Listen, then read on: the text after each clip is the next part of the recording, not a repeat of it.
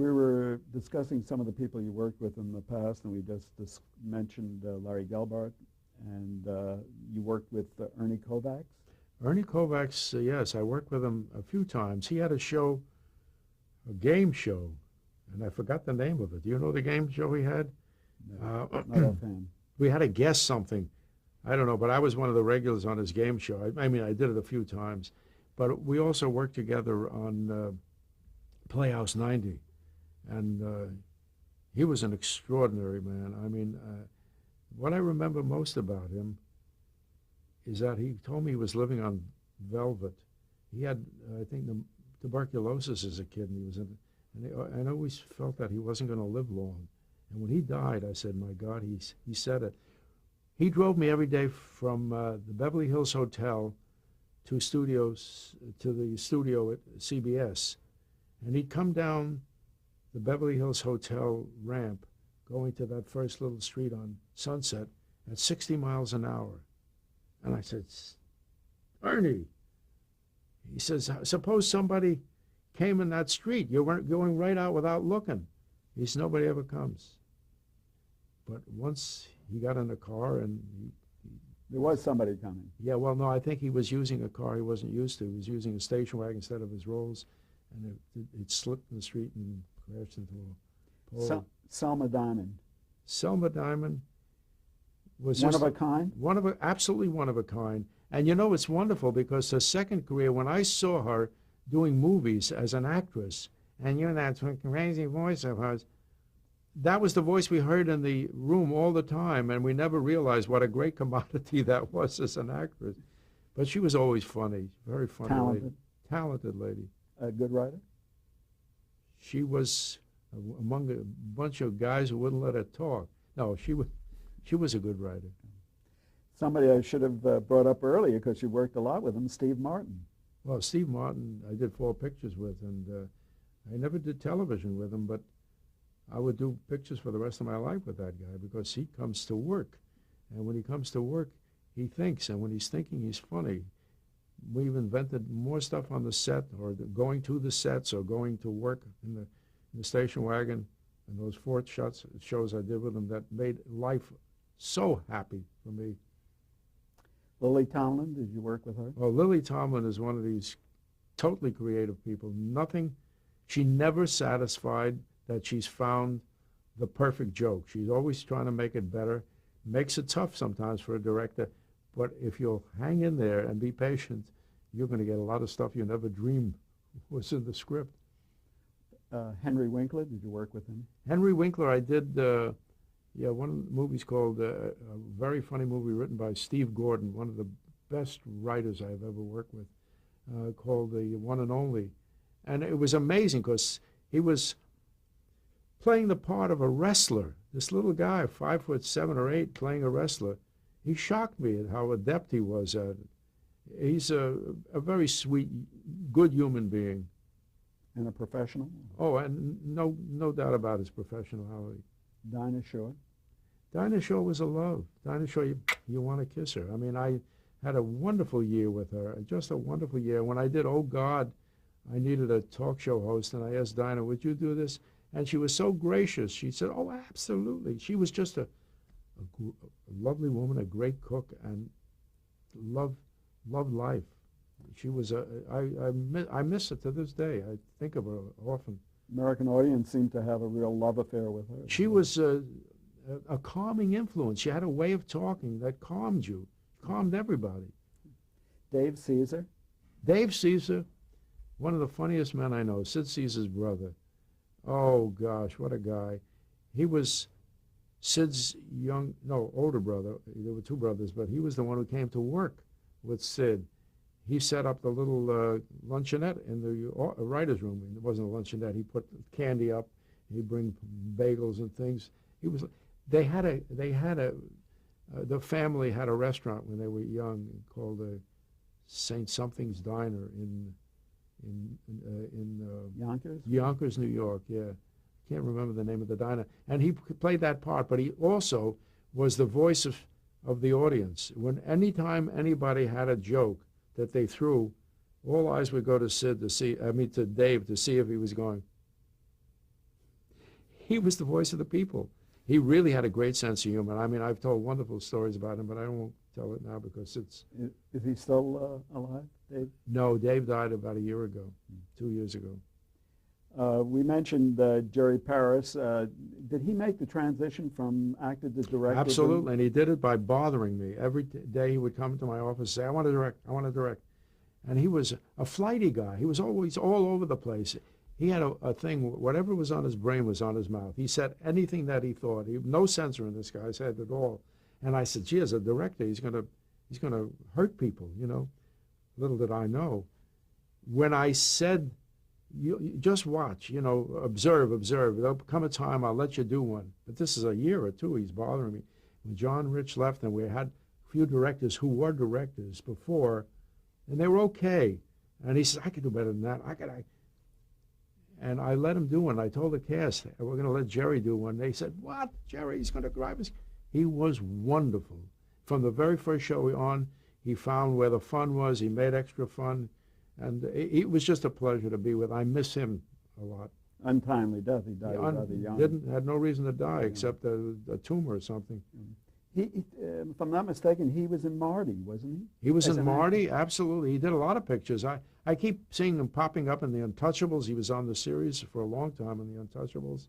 Larry Matthews? Larry Matthews, I just saw him the other day, and I said, gee, I didn't realize how talented that kid was. Because at 6 years old, you're so busy getting the show together, the lines. You learn your lines. I watched him the other day. He was so good, and when he was 6, 7 years old, he turned into be a wonderful father. He works in the business, and he's just a nice guy.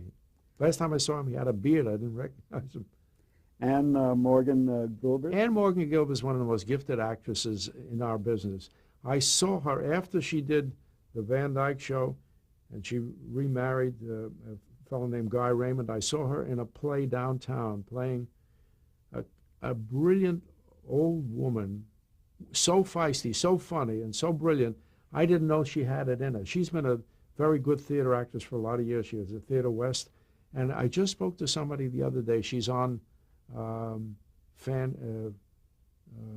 her name? Fran Drescher's show, The Nanny. Yes. And she's on, and somebody else used her in a show and said, what an actress. I said, I'm so glad that I hear from other people, because I always said, she's one of the most gifted people I know. Finally, let me ask you about two members of your family, Rob. Rob Reiner? Yes. Need I tell you?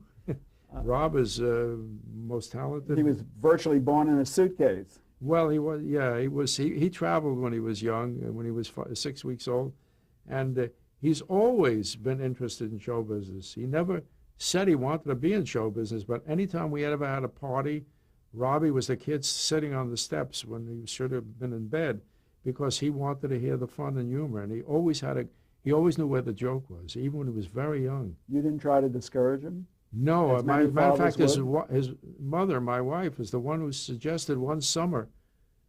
He had nothing to do. He was about 17 or 18. She suggested he go to summer theater, and I didn't even know he wanted to act. She said he jumped to it. He did a couple little things in high school with Ricky Dreyfuss and Albert Brooks.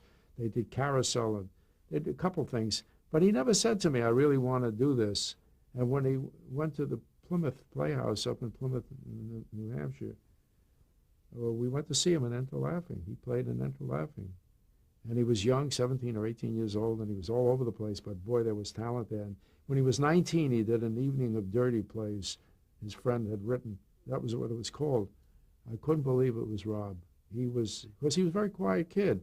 He had a great sense of humor, responsible for Bill Cosby being here, because when I came home one night, he got up out of bed. It was 1 o'clock. He said, what are you doing up? He said, I just saw the greatest comedian on The Tonight Show. And he got up and did Cosby's whole act. I called Cosby in the next day to see him because I wanted to see the act. I got the tape first, and Robbie had done it perfectly. He remembered the whole act, Noah and the karate guy.